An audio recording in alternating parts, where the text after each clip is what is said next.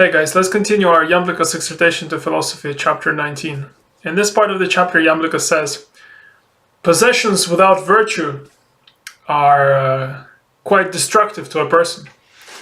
And he gives an example.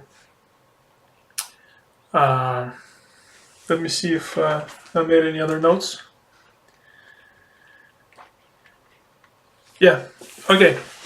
So let's take possession of wealth as an example. Let's say wealth.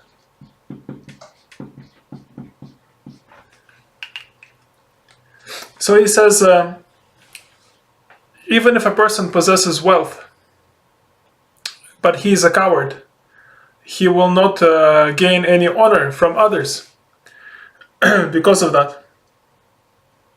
So wealth cannot bring honor to a coward. And then he says, neither can this person be seen as beautiful and strong if he is disgraced and if he is a coward. If anything, it's even worse for him.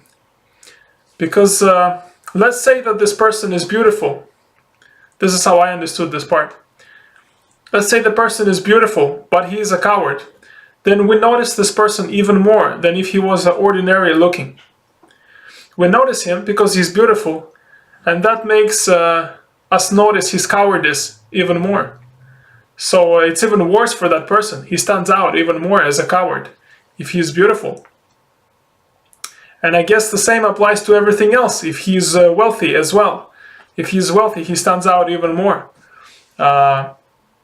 And so we see his character. If his character is beautiful, then we're amazed by it.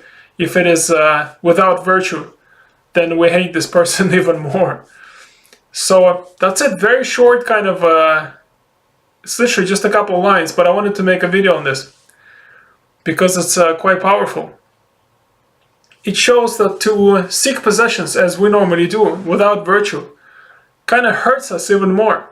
And if we remember the previous chapters, we will remember very clearly the analogy of physicians, for example, that physicians do not allow a sick man to eat anything he wants. They restrict him. And in the similar way, the soul is restricted in what it can get in life for the benefit of the soul. Because if the soul is diseased, if it's unjust, the more it gets, money, wealth, power, the more it will hurt itself. Because it will use those things for evil.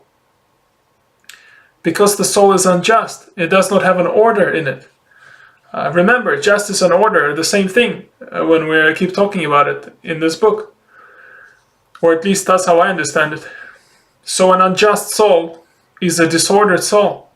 So whatever it receives, money, wealth, or whatever, it will take that and just cause more disorder with it. And we see this very clearly with the wealthy men who are crazy or viceful, the kind of trouble they cause to themselves and others, politicians and so forth. So this chapter is, again, I guess it's a spin on this idea in a more sort of more direct way. Yeah. That's it. Very short. It's literally just a couple of lines that I wanted to pick out. And that's it. Let us do a meditation now, and then we'll finish on that.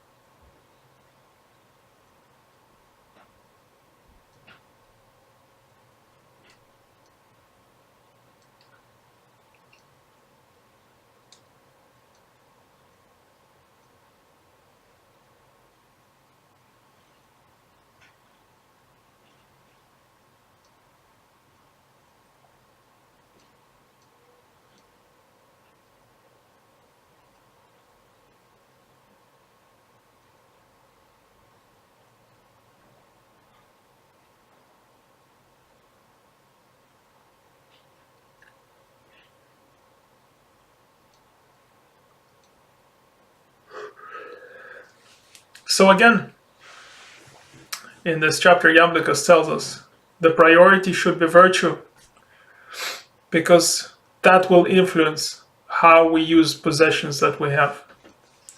Whether we use them in the ways that will disgrace us, or even just having those things will make us appear disgraced. For example, beauty. A person can be just naturally, physically beautiful, but if he has no virtue, if he's a disgraceful man, then he would have generated a lot of evil for himself simply by being beautiful. As I explained at the beginning of this video. And so forth. So, virtue, as I understand it, should be priority number one in life. Development of virtue. And we remember what that means. That means development of good. Trying to do everything we do for the purpose of good.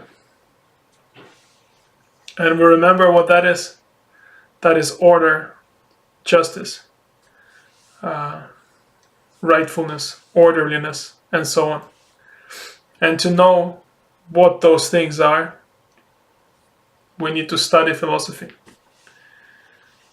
and absorb our minds with it, and to develop self-control at the same time. Otherwise, we cannot maintain and create an order without self-control.